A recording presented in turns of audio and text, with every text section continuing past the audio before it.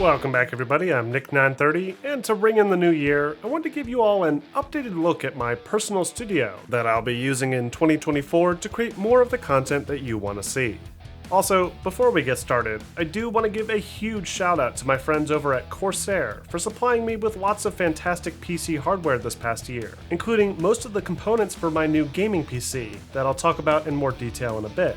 Similarly, I'd like to thank Ubisoft and AMD for sending over this awesome surprise gift right before the holidays. And finally, a big shout out to PlayStation this past year for inviting me to their PlayStation Playmakers program and hooking me up with some early access to their latest games and new hardware.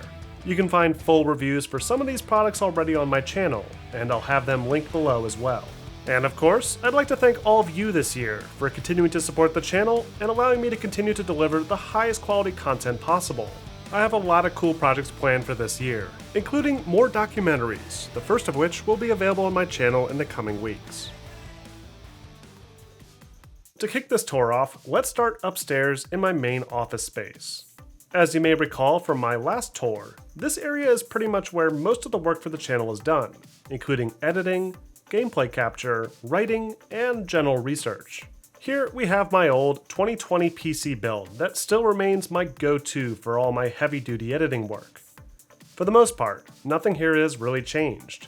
This PC build is running the Intel i9-10900KF processor, the powerful RTX 3090 Founders Edition GPU, 32GB of Corsair's Vengeance RGB Pro DDR4 RAM, and about 28TB of storage, most of that being standard hard disks that I use to store lots and lots of video footage.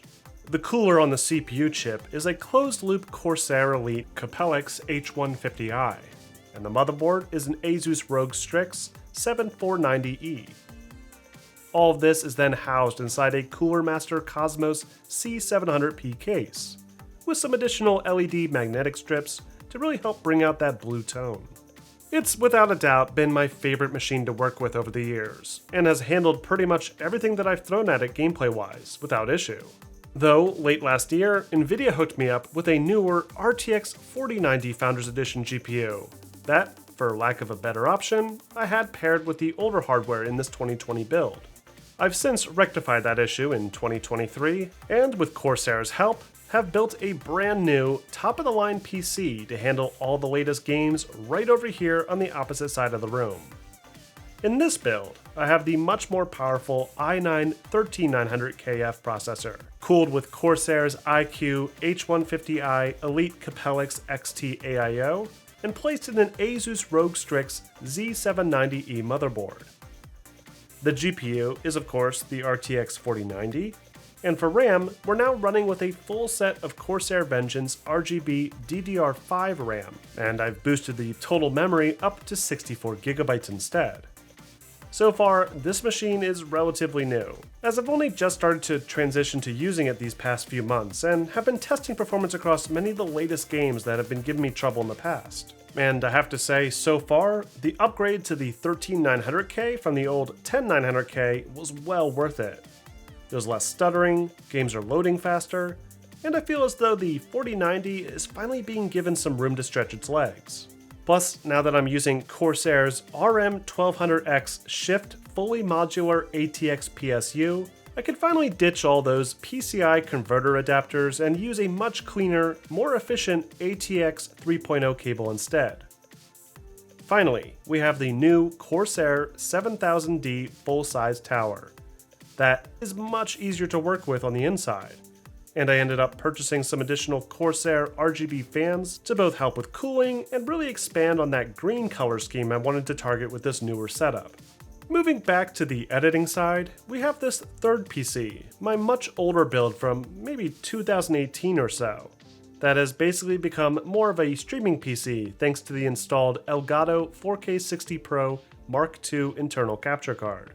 In this build, we're using an Asus ROG Strix Z370H with an Intel i7-8700K, cooled by a Corsair Hydro Series H100i v2 AIO. Powering the graphics side of things is my old RTX 2080 Ti Founders Edition.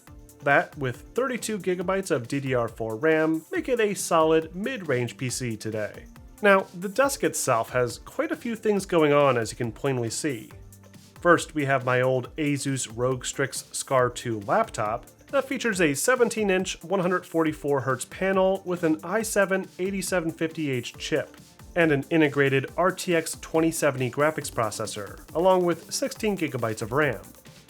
This laptop has certainly seen better days, and I've noticed over the years some annoying graphical artifacts with full-screen apps like Microsoft Word, along with the failure of at least one of the internal speakers. So I may look into replacing it this year, as I use my laptop a lot when traveling to make small edits and continue writing scripts. Next, we have the monitors. These haven't really changed much either. I'm still using the Asus ROG Swift PG43UQ for my main display, that boasts 43 inches at 4K with up to 144Hz, HDR 1000, and is G-Sync compatible. On the right, I have my older Asus ROG Swift PG279Q. This was one of my all-time favorite monitors, with a 1440p resolution and the option to overclock it up to 165Hz.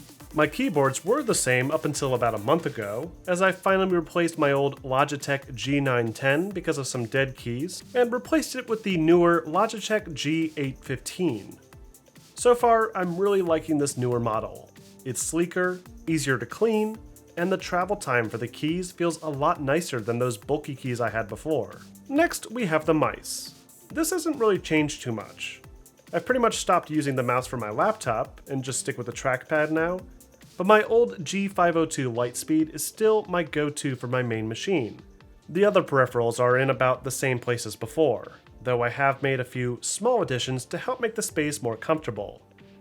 First off, I upgraded my mouse pad from the large Corsair pad from before to a massive XL pad from SteelSeriesH, complete with a cool LED light along the border.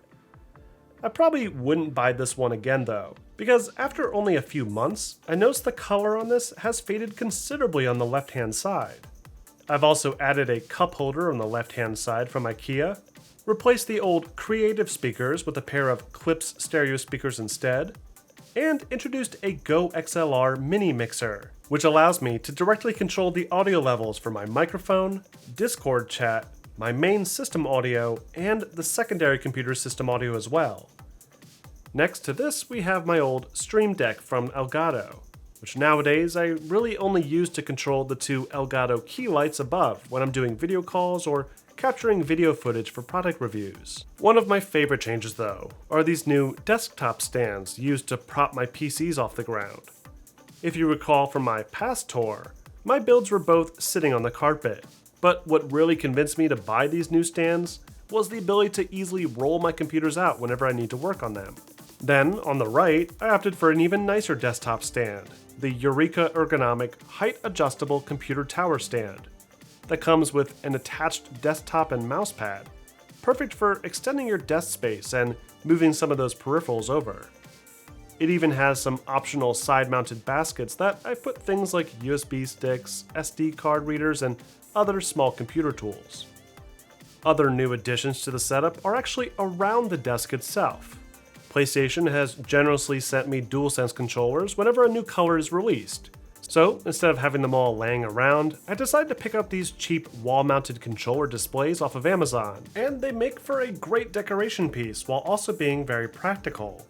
So, I picked up a few more and did the same thing on the other side, only for my various Xbox controllers I had laying around. I can't really see these as well because of where my monitors are, but it's a nice storage solution either way. To help fill that empty space above my computer, I recently installed two floating shelves I picked up from Lowe's, and decided to move my physical PS4 and PS5 collection here. Together, the shelves have added a lot to this corner of the room, and have done a great job filling in all that empty space, while also freeing up some much needed storage space as well. Also new to the space are these two LED lamps flanking either side, that can either add some additional color to the area, or provide some much needed overhead light in the room when I need it. Moving over to the side here, we have another big change up to the office. Previously, I just had a lot of random books, tools, cables, and other miscellaneous peripherals on these shelves. So I decided to instead turn this space into a sort of showcase for my favorite games. and propped them up with some acrylic DVD stands that I got off Amazon. Up top, I've got a little Jurassic Park setup that I got as a gift, as it's one of my all-time favorite movies. And then this incredible Horizon Forbidden West model that PlayStation sent me last year, along with a few mini arcade cabinets because I really enjoy going to classic arcades when I find them. Above all of this is yet another screen, only this one is my old LG 47-inch that I had back in college, that I dug out of storage and decided to mount on the wall as a secondary monitor for my laptop.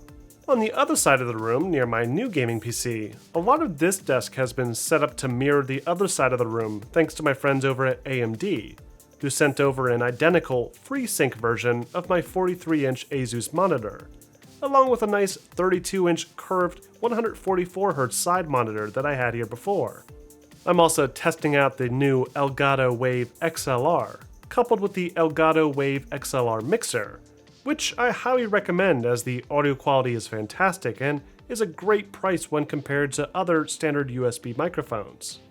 Now, you may notice that I don't have any of those key lights or laptop mounts on this side, so the space is a lot less cluttered. Though, on the far left, you'll notice I now have a new AV rack where I have a PS5, a PS4 Pro, and an Xbox One X Scorpio edition, all three of which I can use to record current and last-gen console gameplay. I've also put together quite a few Star Wars themed LEGO sets that I've gathered onto these back shelves, and recently topped it off with two lightsabers I picked up over in Disneyland earlier last year, including Anakin's classic blue lightsaber and Darth Vader's red, the dueling color scheme of which I echoed using the LED lamps on the sides. One of the more recent additions to the space are another pair of shelves, this time housing my old big box PC games that I was buying back in the early 2000s. And my favorite bit of decor here is the very top shelf, where I put this huge T-Rex and RC Jeep, along with an original VHS copy of the first Jurassic Park film. On the right side, I've done a bit of organizing too, putting the previous two Thrustmaster steering wheels into storage for later use, and putting some of the loose wires and other hardware components into these cube organizers for a cleaner look. And finally, I've also been using the new InZone H9 wireless headset the past couple weeks now, and I've really been enjoying them, as they have a surprisingly long battery life and deliver some great sound comparable to my SteelSeriesH headsets from the other machine. And that pretty much wraps up the main studio space. Moving a few rooms over, we have the main living room area. This is where the three primary consoles are hooked up, including the PlayStation 5, the Xbox Series X, and Nintendo Switch, all routed through a Yamaha receiver and displayed through my 65-inch LG CX OLED TV. This space is more for personal use, as I typically move the consoles back over to the office when I want to capture footage. Though, because this is the best display that I own, I do often play games and take notes on image quality, especially as it pertains to HDR implementation. Moving downstairs, we have one of the bigger projects that I've been working on, my new and improved retro gaming space. Now, if you recall from my previous tour video, this area was previously nicknamed the Console Graveyard, where I threw a bunch of Halloween decorations on the shelves around my old LG TV that's now mounted up in that office space. Well, when I did that projector review last year, I had to pretty much completely redo the basement in order to accommodate the 120-inch screen. So, I moved the couch to the opposite corner, replaced the TV stand with a nicer wooden furniture set that I purchased, including two large shelves and a coffee table, and moved a full sectional couch in around the projector for proper seating. The old Sony XBR 55-inch TV that I used as my main display upstairs in the past has been moved down here as well, and serves as the main display for when I'm recording older console games. I then started to really fill out the empty wall space with some of my favorite movies and games, including a replica Aku Aku mask. I also built a shelf to hold mine and my wife's skateboards, and put all my old games on this top shelf, and have since been working on growing my game collection over the past year, with games that I grew up with, and games I never had a chance to play but always wanted to. Which brings us to the classic game shelves. This left side is pretty much exclusively PlayStation, with PS1 games lining the top shelf, PS2 games in the middle, and PS3 games towards the bottom. I used to be able to fit both Xbox and Nintendo stuff here too, but I've ended up moving those games over to the shelf on the right, along with more of those cube organizers to hold extra controllers and cartridges.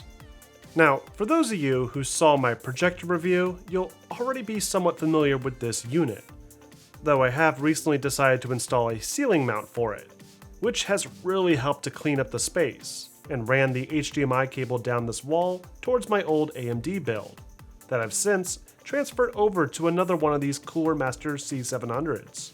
Inside the AMD build, we're using the Ryzen 9 5950X CPU, coupled with 32GB of Kingston HyperX Predator DDR4 memory, and my Halo Infinite Limited Edition 6900 XT graphics card that looks great next to this big Master Chief figurine that I picked up a while back. This used to be one of my editing builds with a custom water cooling loop, but I ended up switching over to a closed loop setup earlier this year to avoid the hassle of having to change out the fluid. That being said, AMD and Ubisoft recently hooked me up once again, sending me this awesome surprise package with a brand new Avatar-inspired 7900 XTX graphics card, along with AMD's 7800 X3D processor, which should make my already very good performance on this setup even better. And finally, wrapping up the tour, we have my classic arcade space, where I've got a Simpsons arcade cabinet from Arcade 1UP, and the Ultimate Arcade from @Games, with hundreds of my favorite games installed ready to play, including classic arcade titles, NES, and Super NES. In between the two arcades, we have a small drink shelf, and on top, we have this really cool signed LeBron James custom PS5 console and controller. Next to that, I put my Horizon Zero Dawn Lego Tallneck, and this very cool framed Simpsons collectible, with real signatures from most of the cast and creators. To the right of this, I then have my old CRT hooked up with an original PlayStation and Super Nintendo ready to go, as those are two of my favorite classic consoles that I tend to use the most. Altogether, I'm extremely happy with the results down here. We rarely used the basement in the past, as it was really cold and just never felt comfortable to be in. But with the new comfy sectional, the projector setup, all the classic games and drinks, this is basically our go-to spot whenever we have company over. More importantly, with all the cleaning and organizing I've done with all this new hardware and classic games, I can more easily record the footage I need without any annoying complications, allowing me to get back to creating cool content for you guys all through 2024. And that wraps up this updated look in my studio space. There's a few other small details here and there, but if you want more information on any particular item shown today, be sure to check the description for a link to those products and whether or not they're still available today. Otherwise, feel free to reach out to me in the comments with any questions or even suggestions on how I can make this space even better. I'd also like to thank my friends over at Corsair once again for hooking me up with lots of great hardware and peripherals seen in this video. I'd also like to thank PlayStation, who sent over some really cool gifts this past year. And of course, I'd like to thank all of you guys for tuning in and supporting me all this time. And I'm excited to share with you even more content in the coming weeks, including yet another large-scale documentary planned for this season. And of course, be sure to like and subscribe to catch my upcoming reviews, comparisons, and documentaries posted here on my channel every week.